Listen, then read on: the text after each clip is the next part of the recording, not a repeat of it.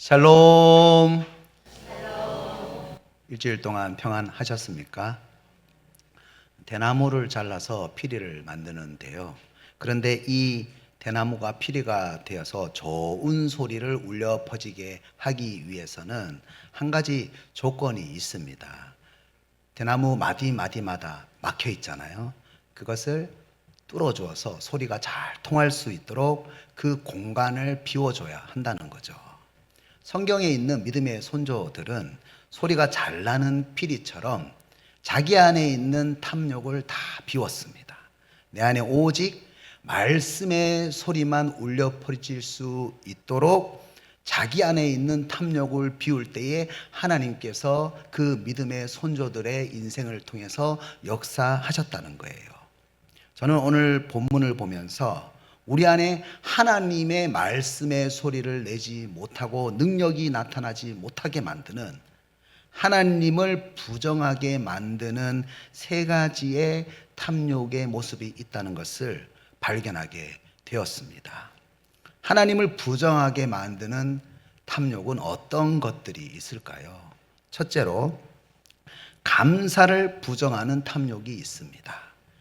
이스라엘 백성들이 출애굽을 한 다음에 이제 시내산에서 출발해서 광야의 그 여정을 시작하게 되는데요. 그런데 광야라는 환경 얼마나 힘듭니까? 사막 아닙니까? 또 음식 때문에 불평이 생겼습니다. 5절 말씀을 보면은 우리가 애굽에 있을 때에는 값없이 생선과 외와 수박과 부추와 파와 마늘들을 먹은 것이 생각나거늘, 이렇게 원망하고 불평을 하는 거지요. 뭐라고 말을 했습니까? 5절 중반절을 한번 보면은 애굽에 있을 때는 값없이, 그러니까 공짜로 생선과 외와 수박과 파와 마늘을 먹었다, 이렇게 말을 하면서 원망하고 불평한다는 거예요. 여러분, 이스라엘 백성들이 값없이 먹었습니까? 고대 역사가 헤로도투스는요, 이집트 노예들이 장렬하는 그 태양볕 아래서 채찍을 맞아가면서 힘든 노동을 했는데 이때에 힘내라고, 힘내서 노예 생활하라고 파와 마늘이 나왔다고 합니다. 그러니까 값없이 먹은 것이 아니에요. 노예로서 채찍에 맞으면서 힘들게 노동하라고, 힘내라고 파와 마늘이 나왔다는 거예요. 값없이 준 것이 아니라 계속 힘내서 죄의 노예 생활을 하라는 거죠. 그래서 주는 거예요. 그러니까 예수를 모를 때에는 쾌락에 대해서 또 방종에 대해서 전혀 제한하는 것들이 없으니까 주일날 여행도 갈 수가 있고 자극적인 것들을 많이 즐길 수가 있어서 너무나 좋았는데, 이제 막상 그 신앙생활에 깊이 들어가 보니까, 신앙의 그 훈련 속으로 깊이 들어가 보니까 생활이 너무 단순한 거예요. 단순한 생활이 실증난다는 거예요. 단순한 그 만나의 음식이 실증난다는 겁니다. 여러분, 그런데 단순함은 언제나 복잡함을 이겨왔어요. 왜냐하면 이 단순함은 성실함과 일관성의 또 다른 모습이 단순함이거든요. 우리가 광야에서 하나님의 말씀을 성실하고 일관되게 훈련하게 될 때에 비로소 우리 안에 부풀어진 그 풍선처럼 화려하고 그 복잡한 스케줄이 단순하게 정리가 되고 하나님이 기뻐하는 일에 우리가 집중을 할 수가 있다는 겁니다. 그렇습니다. 세상은 화려함과 복잡함으로 우리의 내면을 흔들어댑니다. 화려함과 복잡함으로 우리의 영적 에너지를 한 곳에 집중하지 못하게 한다는 거예요. 그런데 내가 바쁘고 복잡하고 분주한 세상 속에서 탐욕으로 잘못 소비되고 있는 그 많은 시간들을 내가 제어하지 못한다면은 내 내면이 쾌락과 과소비와 하나님을 벗어난 그 시간의 과투자함으로 인해서 터진 웅덩이가 되는 거예요. 터진 웅덩이가 되어서 하나님의 말씀을 내 삶의 일관성과 성실함으로 담을 수가 없다는 거예요. 깨진 그릇에는 아무것도 담을 수가 없는 거예요. 단순한 삶에 하나님의 말씀을 담을 수 있는 일관성과 성실함이 있는데 신앙생활이 주는 그 삶이 너무 단조롭다라고 불평을 하기 시작한다는 거죠. 밖에서 여러분 열심히 노동을 하죠. 하나님이 주신 그 사명, 일을 열심히 감당을 하죠. 그런데 또 집에 가서 또 열심히 하나님이 주신 그 가정을 돌봅니다. 그런데 그런 삶을 살아가는데 단순하다는 거예요. 너무 단조롭다는 거예요. 옛날에 결혼하기 전에는 내가 하고 싶은 일들을 마음껏 다 할 수 있었는데 생활이 너무 단조롭다. 원망하고 불평하는 거예요. 세상 문명이 주는 그런 자극적인 즐거움에 대해서 동경을 한다는 겁니다. 그래서 뭐라고 합니까? 6절 말씀 후반절에 이 만나 외에는 보이는 것이 아무것도 없도다. 보이는 것은 만나밖에 없다.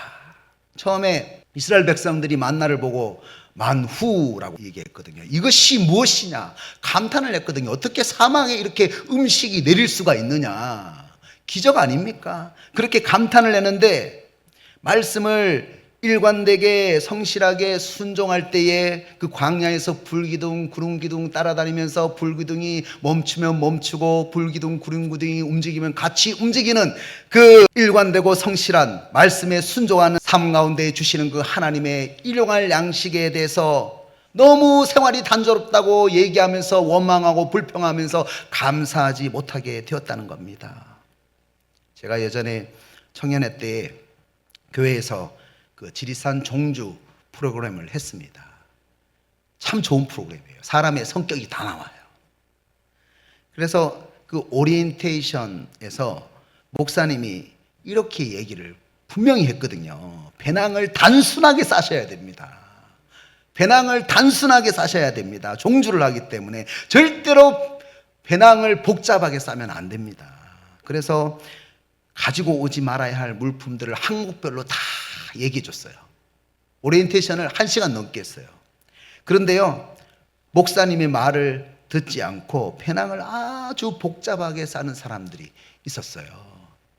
안에다가 온갖 물건들을 다 집어넣고 나무 도마까지 챙겨온 사람이 있었어요. 그래서 다른 사람보다 3배나 큰 배낭을 싸가지고 짊어지고 지리산 종주를 하는데요, 노고단에서 천왕봉까지 가는 코스거든요. 쉬운 코스가 아닙니다. 결국 가다가 배낭에 있는 짐을 하나씩 버려야 했습니다. 예수님께서 마태복음 11장 28절에서 뭐라고 말씀을 하셨습니까? 수고하고 무거운 짐진 자들아 다 내게로 오라. 내가 너희를 쉬게 하리라. 아멘. 짐을 많이 싸면 안 돼요. 단순하게 싸야 됩니다. 무엇이 진짜 쉼입니까? 혹시 내 안에 세상을 동경해서 하나님의 말씀대로 살아가는 그 일관되고 성실한 그 신앙의 여정에 대해서 단조롭다고 너무 실증난다고 생각해서 원망하고 불평하는 그 마음을 쉬게 해야 된다는 겁니다. 여러분, 하나님이 내 욕심을 이루어주는 그런 자판기가 된다면 여러분, 우리의 짐은 무거워지게 되는 거예요. 인생이 복잡해지는 거예요. 우리의 삶에 감사가 사라지게 되는 겁니다.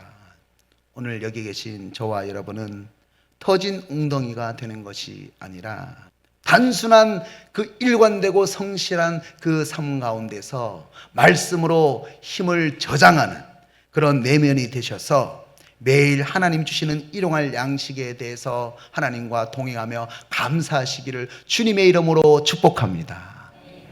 둘째로, 사명을 부정하는 탐욕이 있습니다. 이제 하나님께서 이스라엘 백성들의 원망과 그 불평 때문에 메추라기를 주시는데요, 메추라기를 얼마나 주셨죠? 많이 주셨어요. 하룻길 약 32km 정도에 걸쳐서 2규빗, 약 1m 높이에 쌓아주셨어요. 어마어마한 양이죠. 그런데 왜 이렇게나 많이 주셨습니까? 그 이유에 대해서 민수기 11장 18절과 20절을 보면은 이렇게 말씀합니다. 18절에서 이스라엘 백성들이 만나가 질렸다고 애굽에 있을 때 먹었던 음식이 더 좋았다고 원망하고 불평하니까, 그러니까 20절에서 하나님이 메추라기를 질릴 때까지, 냄새를 맡기 싫을 정도까지 한 달 동안 한번 먹어봐라, 이런 마음으로 주셨다는 거예요. 하나님이요, 기분이 좋아가지고 메추라기를 주신 게 아니었어요. 하나님은 이스라엘 백성들이 그 많은 양의 메추라기를 보면서 하나님을 원망하고 불평했던, 하나님을 멸시했던 그 모습을 회개하기를 바라셨습니다. 그런데 이스라엘 백성들이 그 메추라기 앞에서 하나님을 멸시했던 그 모습을 회개하지는 않고 오히려 메추라기를 보고 어떤 모습을 보였습니까? 탐욕의 모습을 보였다는 거예요. 여러분, 만나를 거두는 원칙이 출애굽기 16장 20절에서 21절까지 나오는데요. 어떤 원칙을 가지고 있습니까? 각 사람이 먹을 만큼 각 사람의 수요대로 한 사람의 한 오멜씩 거두라고 말씀하셨거든요. 그리고 만나를 아침까지 남겨두면은 벌레가 생기고 악취가 난다. 필요한 만큼만 거둬라. 쌓아두지 말아라.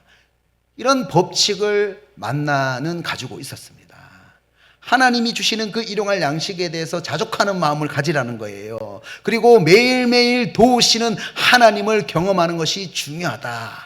동행의 법칙을 만나가 가지고 있어요. 그런데 메추라기를 대할 때에 수없이 훈련받았던, 수없이 연습했던, 매일매일 훈련받았던 그 만나를 거두는 원칙과 법칙이 눈에 들어오지 않았다는 거예요. 얼만큼 모았습니까? 32절 말씀을 보면은요, 적게 모은 사람이 한 사람당 10호멜, 적게 모은 사람입니다. 그러니까 120말, 15가마입니다. 15가마. 그리고 어떻게 했습니까? 32절 후반절 말씀을 보면은 양식을 진영 사면에 펴두었어요. 여러분, 쌓아두지 말고 필요한 만큼 거두는 것이 만나의 법칙인데, 그것이 일용할 양식인데 어떻게 했습니까? 많이 쌓아뒀다는 거예요. 진영 사방에다가 쌓아뒀다는 거예요. 움직이지 못할 정도로 저장을 했다는 겁니다. 여러분, 지금 이스라엘 백성에게 가장 필요한 미션, 숙제가 무엇입니까? 빨리 광야를 통과해서 가나안 땅으로 가는 것이 그들의 미션이고 사명이고 숙제가 아닙니까? 그런데 메추라기 고기를 한 명당 최소 15가마니 거두어가지고 오래 보관하려고 햇볕에 말려가지고 진영 사면에다가 펴놨다는 거예요. 움직이지도 못하게. 하나님께서 메추라기를 한 달 동안 먹으라고 하셨잖아요. 그럼 한 달 후에는 어떻게 하라는 거예요? 가나안 땅을 향해서 가야 된다는 겁니다. 여러분, 한 사람당 한 달 동안 한 가마를 먹는다고 가정해 봅시다. 못 먹는 분도 계시겠지만 가정을 해보는 거예요. 그러면은 한 달이 지나면은 얼마가 남습니까? 14가마가 남지 않습니까? 그러면 어떻게 해야 합니까? 광야 이동할 때에 한 사람당 이 14가마를 지고 가야 되는 거예요. 가나안 땅을 향해서 갈 때에 14가마를 지고 가야 되는 거예요. 지금 이스라엘 백성들이 그 메추라기를 취하는 그 탐욕 때문에 무엇을 잊어버렸습니까? 내가 지금 광야에서 가나안 땅으로 가야 된다. 내가 하나님이 주신 그 하나님의 나라를 이룩하기 위해서 사명을 향해서 내가 전진해야 한다. 하나님께서 이스라엘 백성들에게 주신 사명을 잊어버렸다는 겁니다. 지금 이스라엘 백성에게 가장 다급한 미션은, 숙제는, 사명은 빨리 가나안 땅으로 가는 거예요. 지금 이스라엘 백성들은 어디에다가 시간을 소비하고 있습니까? 나의 이익만을 위해서 시간을 소비하고 있었다는 거예요. 오늘 하나님께서 우리에게 이렇게 질문을 하고 계십니다. 나의 탐욕을 채우는데 시간을 소비한다고 하나님 나라를 이루는 데 있어서 전혀 신경을 쓰지 못하는 나의 모습을 보면서 너는 지금 무엇을 위해서 시간을 소비하고 있느냐? 주님이 질문을 하고 계신다는 거예요. 오늘날 수많은 사람들이 금식 기도를 나의 탐욕을 이루기 위해서 하나님에게 시위하는 것으로 사용을 할 때가 많습니다. 이런 모습은 사실은 올바른 금식 기도의 모습이 아니에요.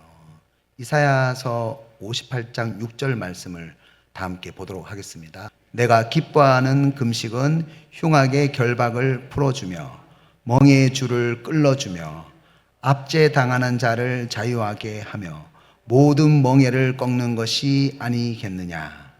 여러분, 무엇이 금식기도입니까? 내 안에 있는 탐욕을 내려놓고 압제당하는 자를 치유하는 하나님의 나라를 바라보게 하는 것이 금식기도예요.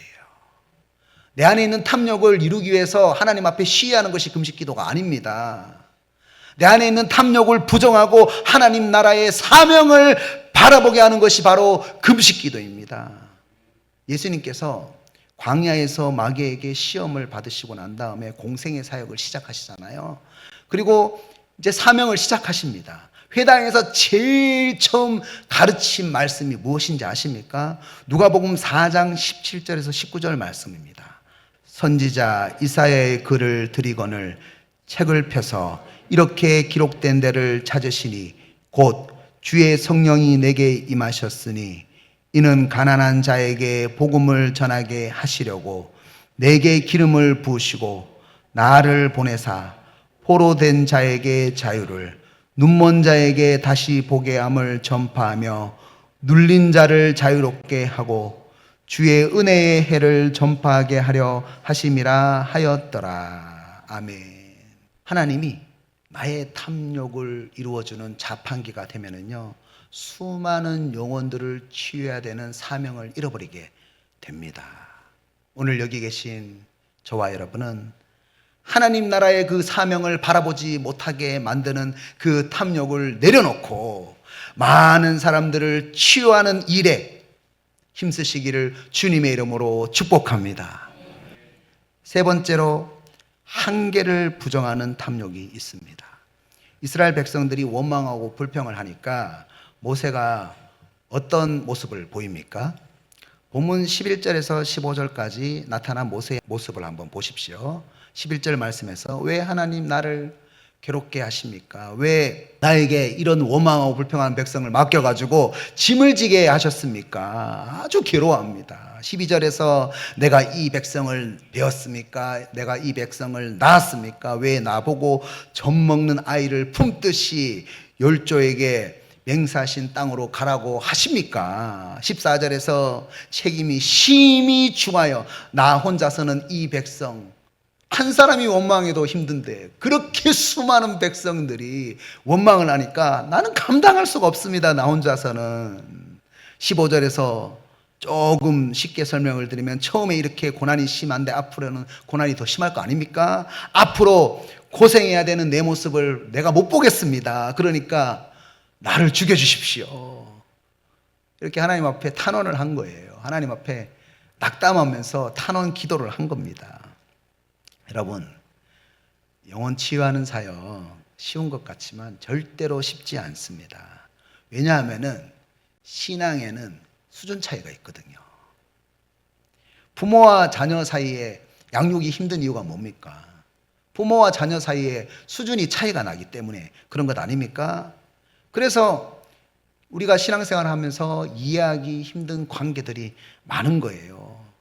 오늘 본문에서 모세는 그 백성들이 모세의 그 수준에 도달하지 못하니까 원망하잖아요. 사실 하나님을 원망하는 거거든요.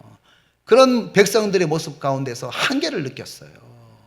왜 나에게 이렇게 원망을 할까? 그런 불만이 생기는 거죠. 왜 하나님은 이렇게 어려운 일을 나에게 감당하라고 맡기셨나? 나에게 주신 그 사명을 잘 감당하고 싶은데 이해하지 못하는 관계를 우리가 만날 때가 있잖아요.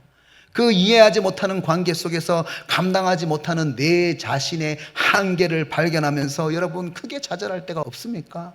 있잖아요. 이때에 모세는 자기의 한계를 하나님 앞에 고백했습니다. 탄원했습니다. 그때의 한계를 넘어서 일하시는 하나님을 만나게 되었다는 겁니다. 22절 말씀을 보면 모세는 이렇게 말했어요. 그들을 위하여 양떼나 소떼를 잡은들 조카오며 바다의 모든 고기를 모은들 조카오리까. 이렇게 생각했거든요. 모세는 육지와 바다에 있는 고기만 생각했어요.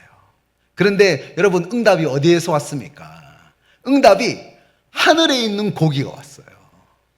모세가 자기 한계를 느끼고 기도할 때에 내 한계를 넘어서 역사하시는 하나님을 경험했다는 겁니다. 상상을 초월하는 방법으로 도우시는 하나님을 만나게 되었습니다. 여러분, 나의 한계 앞에서 나의 생각을 내려놓아야 돼요. 그럴 때에 주님이 일하십니다.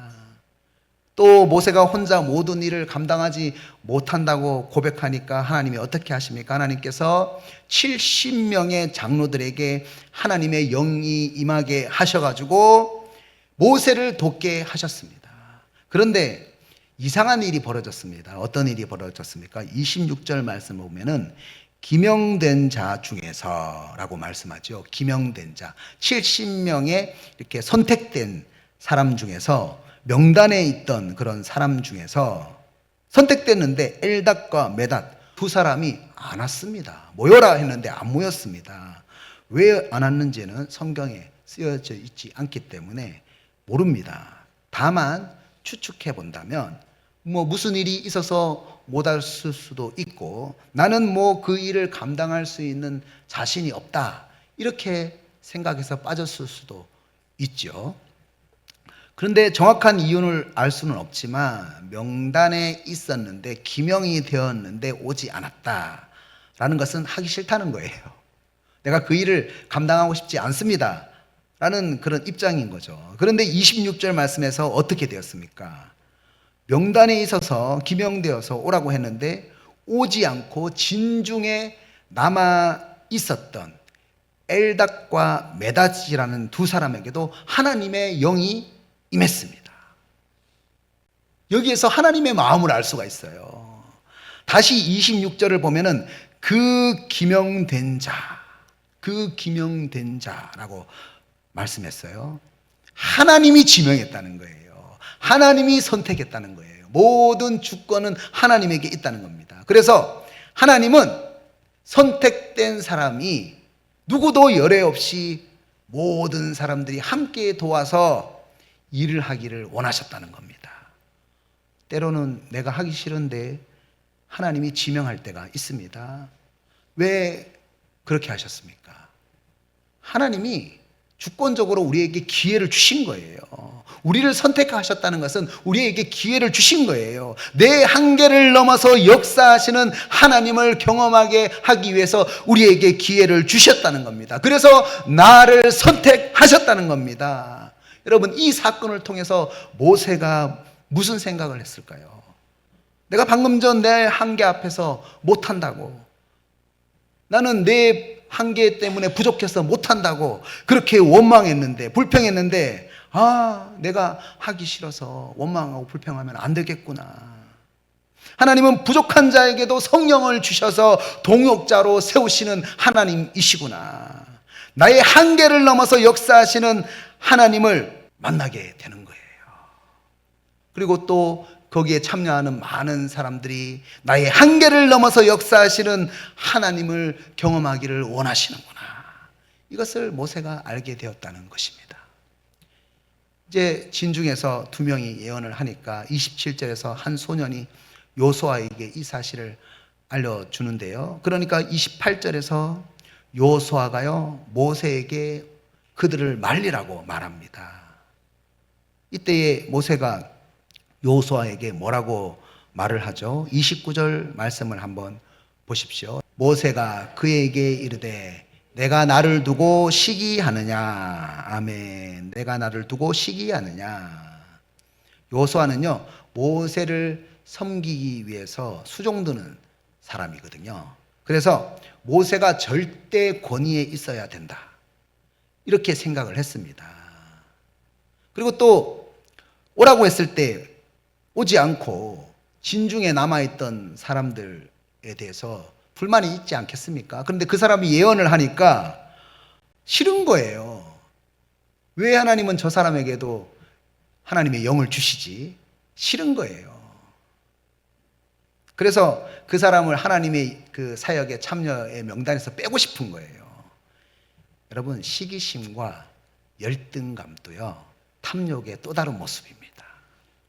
29절 후반절, 여호와께서 그의 영을 그의 모든 백성에게 주사 다 선지자가 되게 하시기를 원하노라. 모세는 어떤 응답을 받았습니까? 하나님은 그렇게 연약한 사람에게도 하나님의 영을 부어주셔서 하나님의 그 놀라우신 일에 참여하기를 원하신다. 그런데 우리가 그런 하나님의 그 역사를, 내 한계를 넘어서 일하시기 위해서 동역자를 붙여주시는데 부족한 사람들을 우리 스스로 커트할 때가 너무 많다는 겁니다. 나의 권위적인 모습 때문에 다른 사람을 통해서 말씀하시는 그 하나님의 음성을 우리가 제한할 때가 너무 많다는 거예요. 그런데 모세는 자기 한계를 느꼈을 때에 자기 권위만을 주장하려고 하는 그 탐욕을 하나님 앞에서 내려놨다는 거예요. 진중에 있어서 참여하지 않았던 그 사람에게도 기회를 주시는 하나님을 바라보면서 부족한 사람에게도 기회를 주려는 그런 모습을 모세는 보였다는 것입니다. 그리고 어떻게 됐습니까? 모세의 한계를 넘어서 역사하시는 하나님의 능력을 경험하게 되었다는 것입니다. 오늘 여기 계신 저와 여러분은 내 한계를 인정할 때에 또 내 안에 있는 그 열등감과 시기심의 그 탐욕을 내려놓을 때에 또 부족한 사람에게도 하나님은 역사하실 수 있습니다. 이 고정관념을 내려놓을 때에 내 한계를 넘어서 돕는 환경과 돕는 자를 붙여주시는 하나님을 경험하시기를 주님의 이름으로 축복합니다. 이제 말씀을 적용하겠습니다. 탐욕이 무서운 이유는요, 탐욕 때문에 선한 가치도 망가지고 타인의 고통에도 점차 무감각해지기 때문에 정말로 탐욕이 무섭습니다. 여러분, 감사를 부정하는 탐욕이 있으신가요? 화려함과 복잡함의 소용돌이 속에서 터진 웅덩이가 되는 그런 내면이 되는 것이 아니라 말씀에 일관되고 성실한 모습으로 순종하는 그런 단순한 생활 가운데에 힘을 공급받아야 합니다. 그리고 하나님이 주시는 매일매일 주시는 그 양식에 자족하고 감사할 수 있어야 합니다. 사명을 부정하는 탐욕이 있으신가요? 여러분, 이스라엘 백성들 메추라기 15가마 거둔다고 해도 다 쓰지도 못합니다. 오히려 짊어지고 간다고 하나님의 사명을 이루는 데에 방해가 되었어요. 하나님 나라의 사명을 이루지 못하게 만드는, 많은 사람들을 치유하지 못하게 만드는 탐욕을 내려놓아야 합니다. 한계를 부정하는 탐욕이 있으십니까? 내 열등감과 시기심의 탐욕을 내려놓고 내 한계를 인정할 때에 하나님은 부족한 사람을 통해서도 영을 주셔서 일하신다. 이것을 우리가 인정할 때에 내 한계를 넘어서 돕는 환경과 돕는 자를 붙여주시는 하나님을 경험하게 된다는 것입니다. 오늘 여기 계신 저와 여러분은 감사와 사명과 한계를 부정하는 모든 탐욕을 내려놓고 하나님께 귀하게 쓰임 받으시기를 주님의 이름으로 축복합니다.